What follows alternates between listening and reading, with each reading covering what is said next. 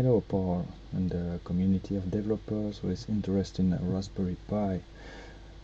Today we are playing with GPIOs and trying to dim the LED with push buttons, playing with pulse width modulation to emulate a analog voltage on the Raspberry Pi. So the challenge was to dim this LED, and first question we can ask is what's the way of dimming LED? I found here a report, put this on the sketch here, publicly available report from Texas Instrument.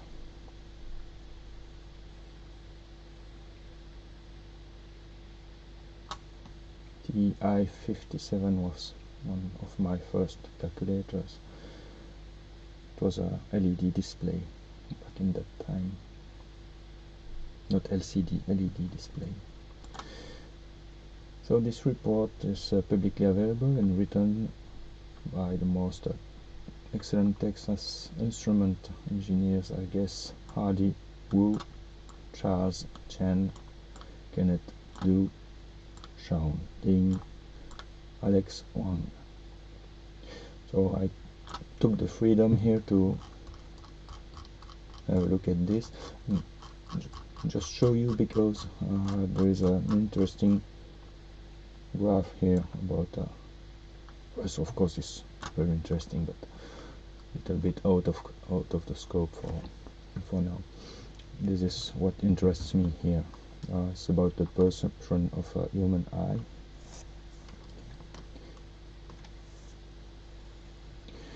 And we see that human eye will perceive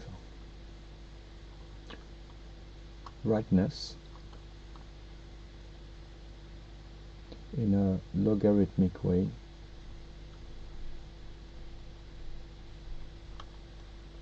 on luminance, which means that for a small difference in concrete luminance, there will be a bigger difference in the perception. Small difference in luminance is very well perceived, and as the luminance increases, the difference here perceived is less. Okay, so what we mean here is that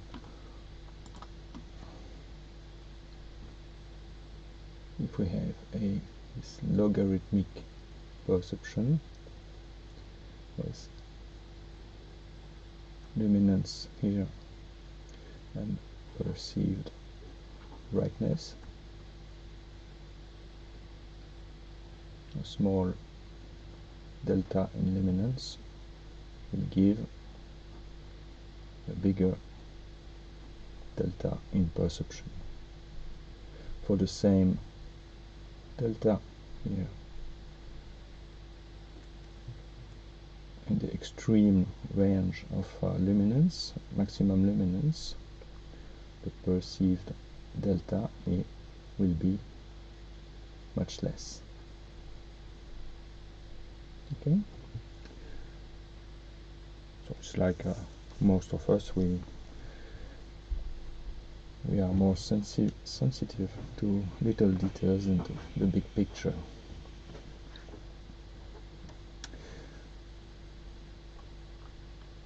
What is the conclusion here is that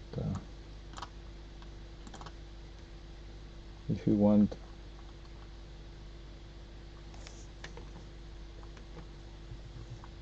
linear perception, you should make up for this logarithmic perception by an exponential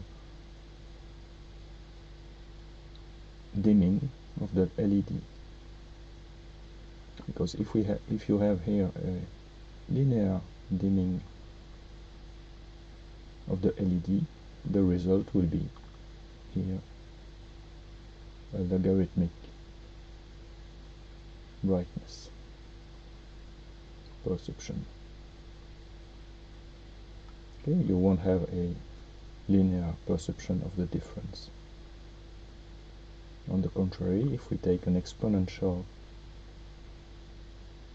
mode of dimming, the result will be a linear perception.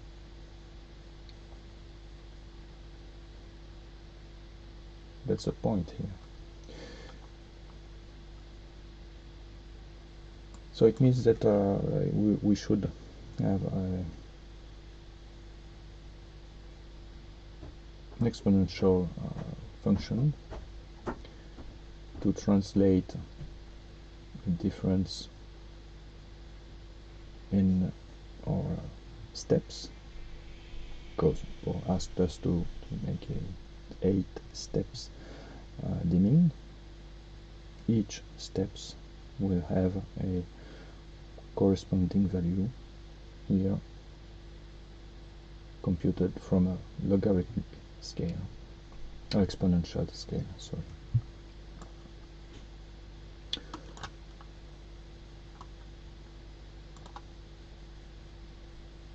So we have to find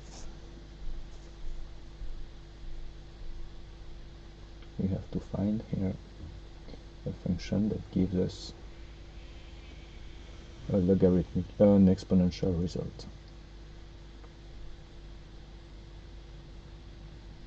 Okay. What gives us exponential results? Of course, there are many functions, but there is something that can be of interest for us, and the fact that Paul asked us to use 8 steps in our dimming control made me think about, yes, bytes again. Okay, if you have 8 steps,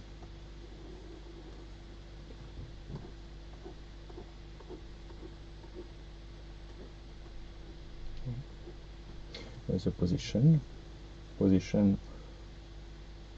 of bit 1 here will be translated as what?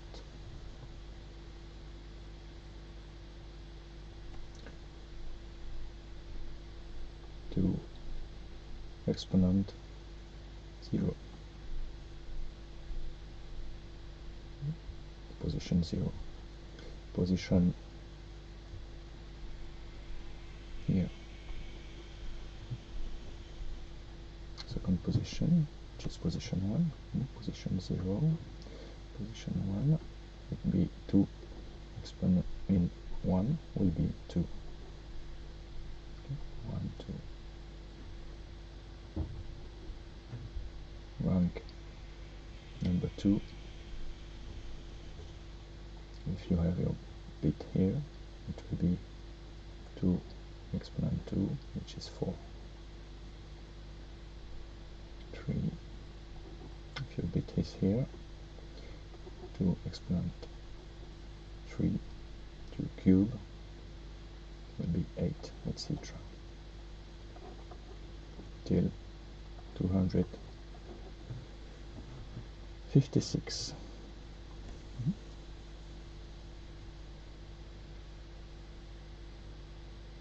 Which means also that when you have a bit here,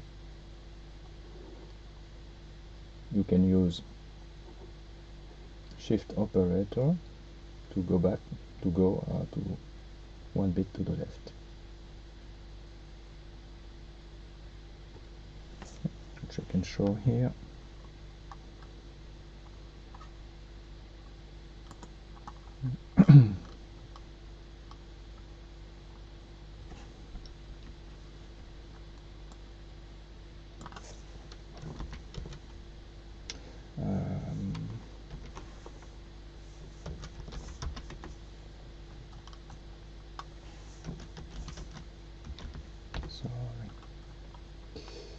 I just launch here my command line with Python. Okay, what I want to show here is that you have one with a shift on the left by one position, it will give you 2. Okay, one here, one on the left gives you 2. If you take 2 and you shift it once again one position, it will give you 4, etc. Okay, 4, one position, 8, 8, one position, 16, 32, 64, etc. 1 by 8 positions will give you 256. 8 positions, 8 steps. Isn't it wonderful? Yeah.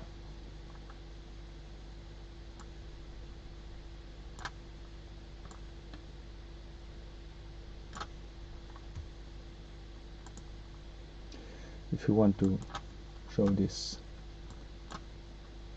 in a spreadsheet, maybe.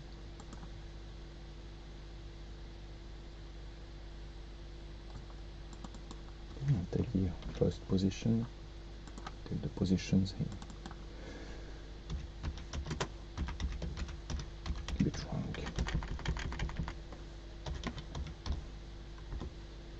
Okay, 1 here.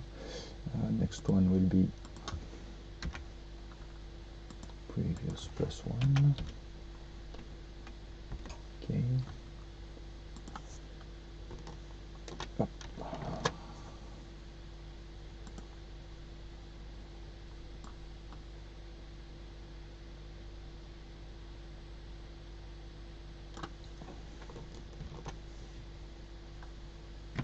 There is it.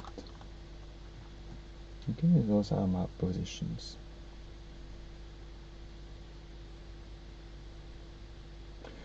I can use here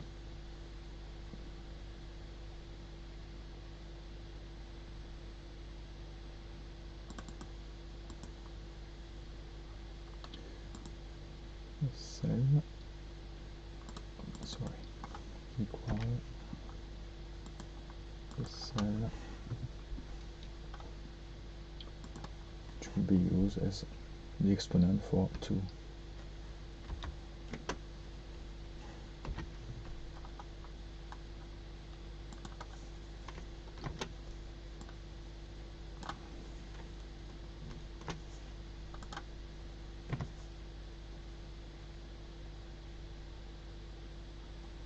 That's it. Now I will output a graph out of this. What line graph, points,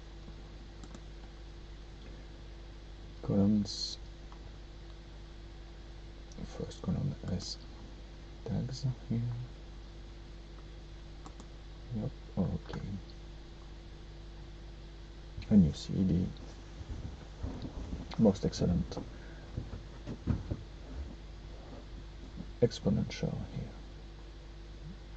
Of course, it goes till 256. Whoa, whoa, whoa, what is this?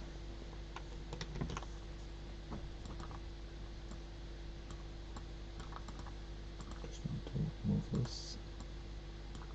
Okay.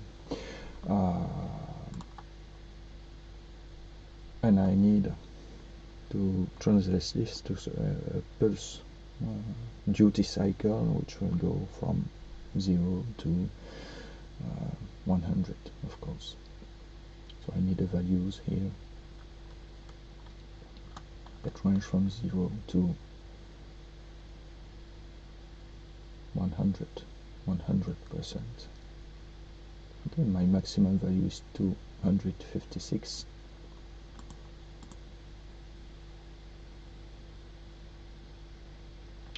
So I can use here 256 divided by value multiplied by 100. Again, I will use this same formula for the rest.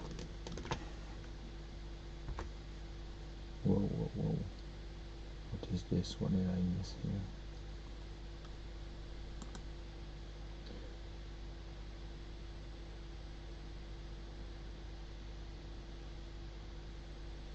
Oh, sorry. Sorry, I did a mistake here.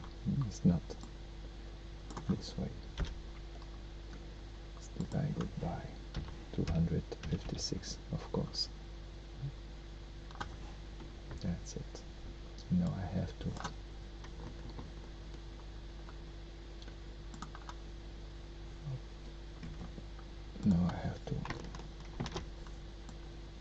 update here my graph.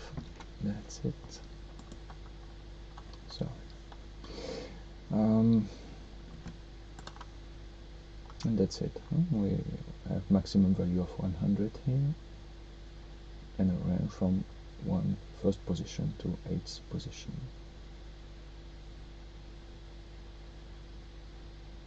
Okay. First position here will not be 0, because 0 is off, and when it's off we don't need pulse width modulation, and that would be, or we had to use pulse width modulation just to say we send no signal.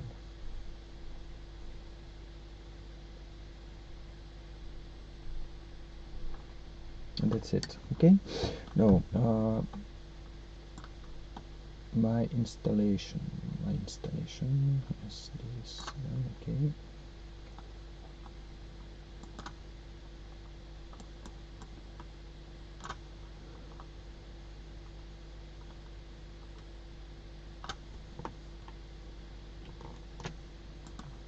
Here.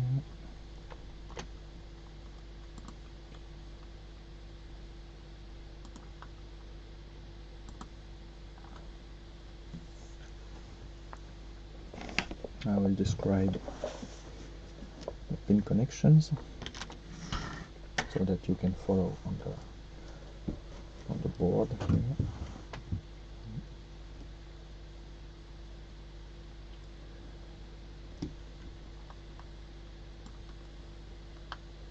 Of course, we still have the same pin numbering here. This is just to remind it.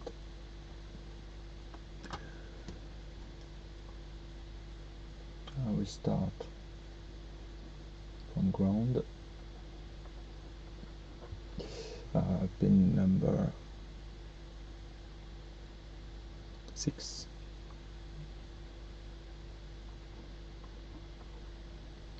Pin number 6 here, and I connected pin number 6 to the negative common rail on the breadboard, so that it will be easier to get the ground. For my push buttons, I will use GPIO,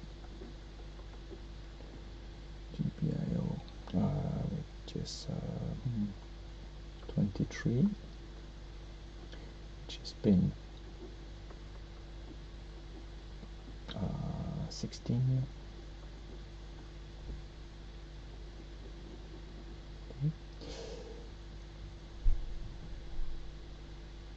And I will use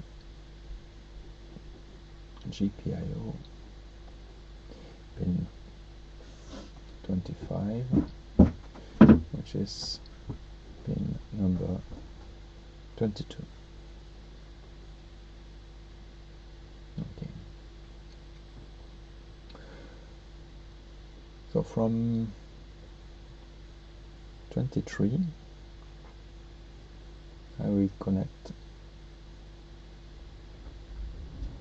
the up dimming button. Just switch here. That connects to the ground.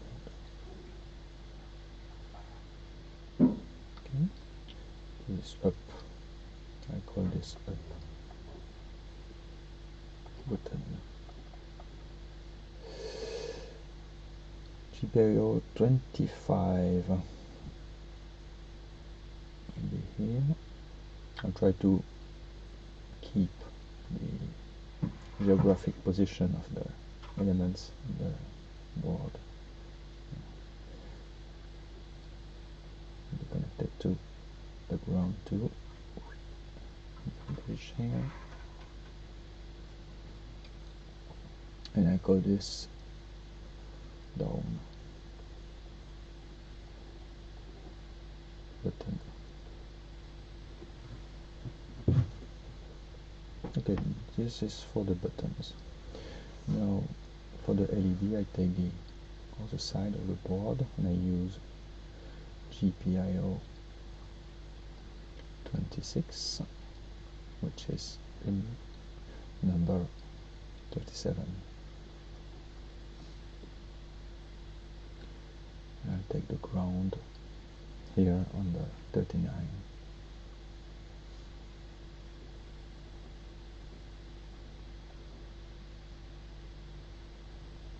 So my LED will be here with a resistor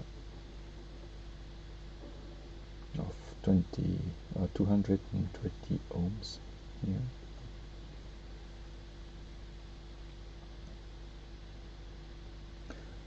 And I connect my scope here.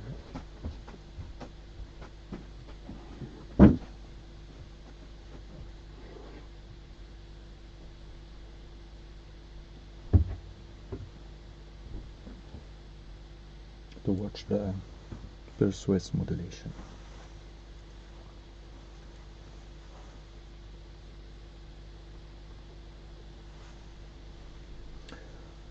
Well, that's it.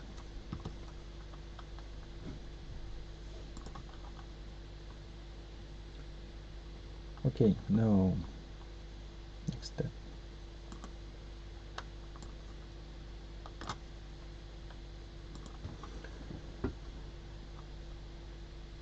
Is the code and the board. You can see the board with the scope connected. Let's have a look at the code here.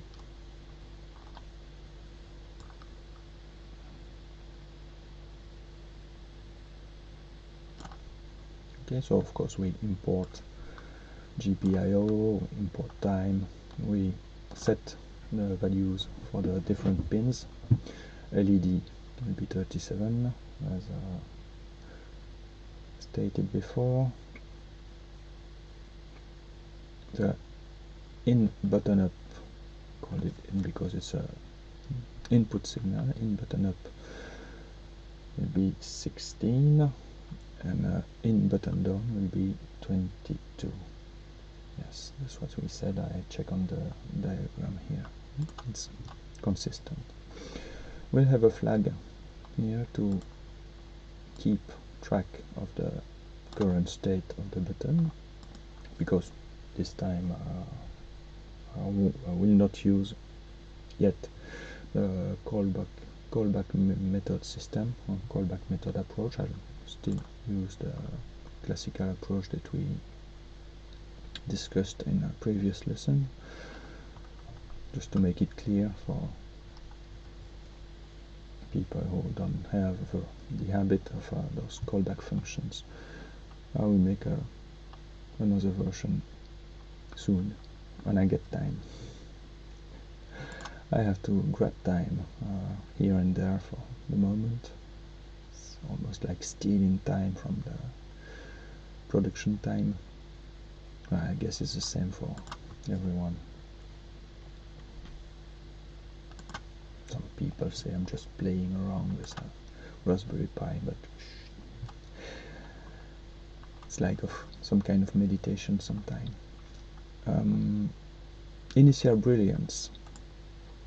Brilliance is the variable that will keep track of the state.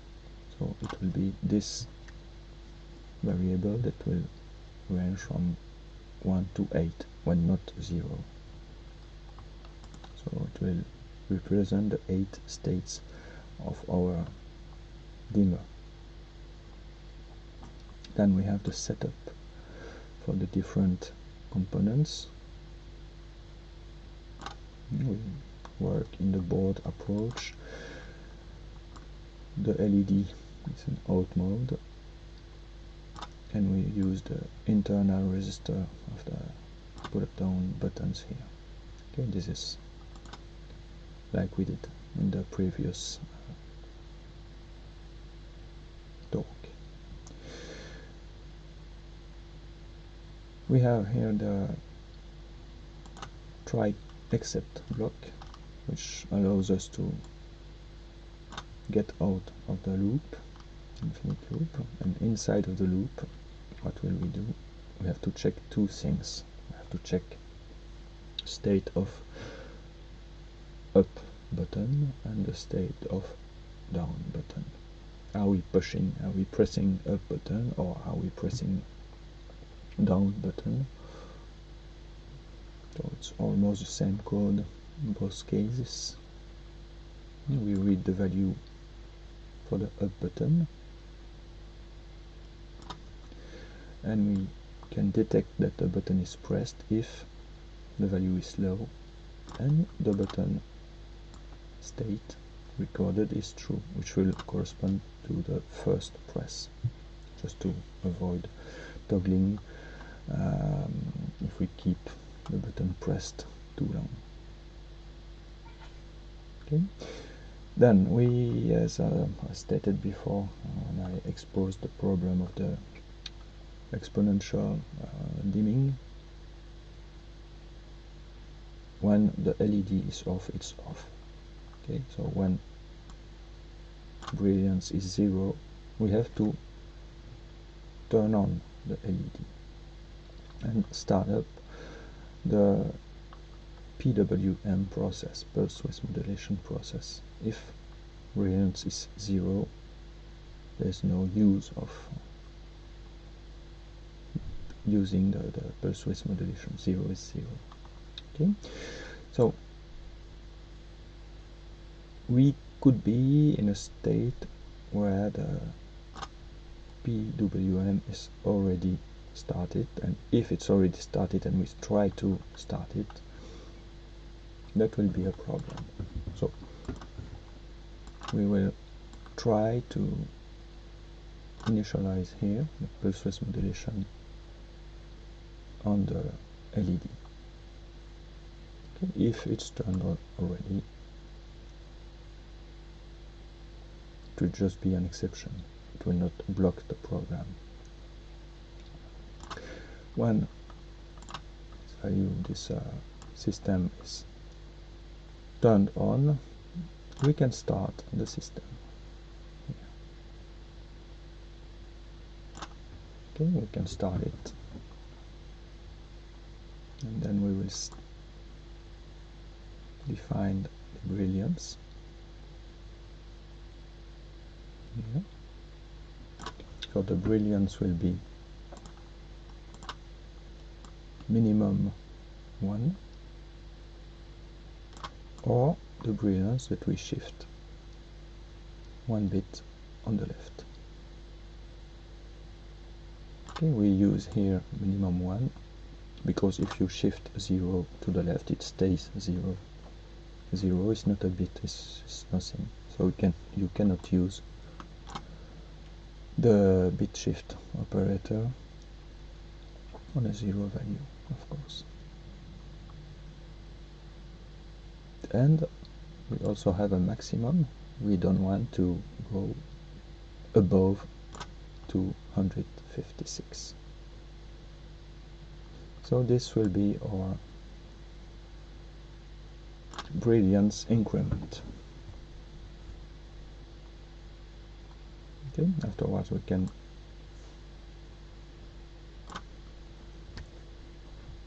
change the value of the flag button up. Okay. Otherwise, button up will be true. It means that the button is released anyway. This is for the up button. Now for the down button, if we want to decrease the value, we have a specific treatment here, procedure. If brilliance is 1 and we want to decrease, well, next step towards negative will be 0, so it means that we have to turn off the LED, and then here we can stop PWM. Okay, this is a special case. Otherwise, we can here just right shift the brilliance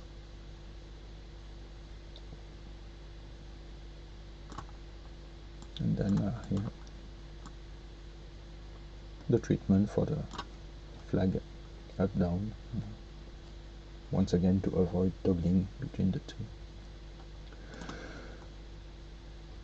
Now, after computing the value of the brilliance,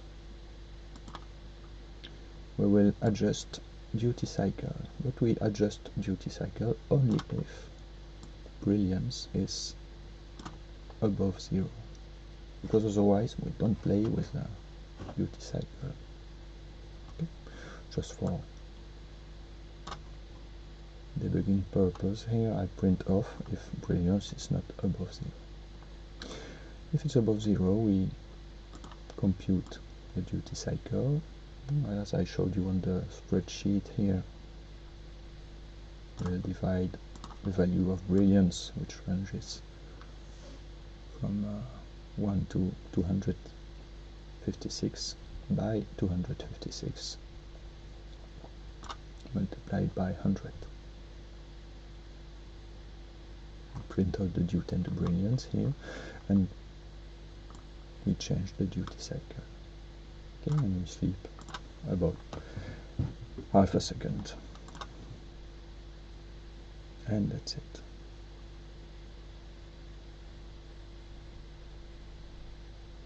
So let's launch this.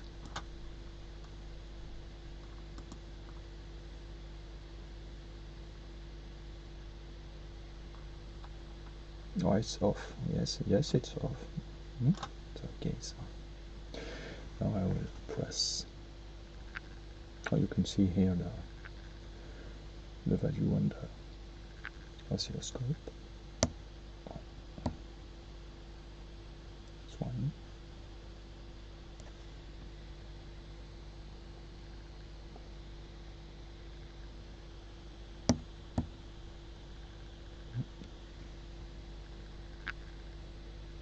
This one was this.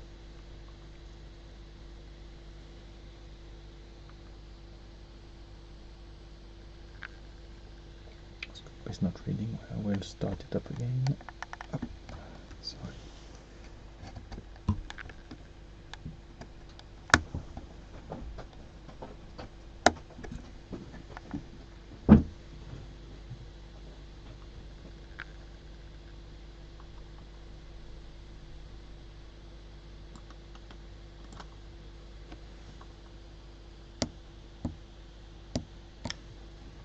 Yes, something. Oh, yes, it's a bad contact here, I think.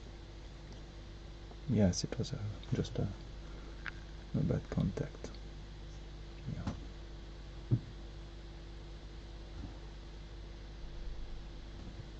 So on the screen it's flickering, but in real world it's just normal. I think it's a problem of synchronization between us. Once again, the contact is bad here. Okay, each time I push on the button, I go further. And, if you see here,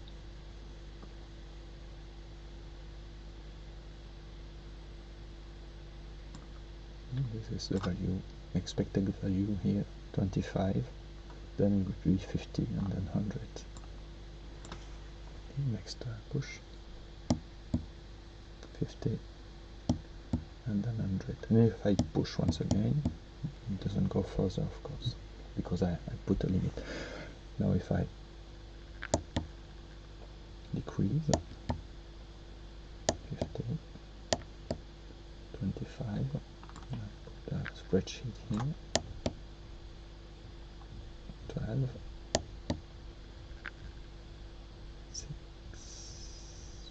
6, yes, that's it, 3, 2, 1,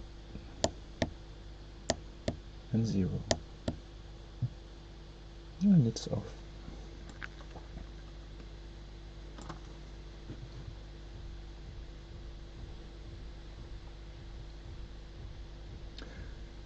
And that's it. Okay, thank you for watching. Have a good day. See you soon. Bye.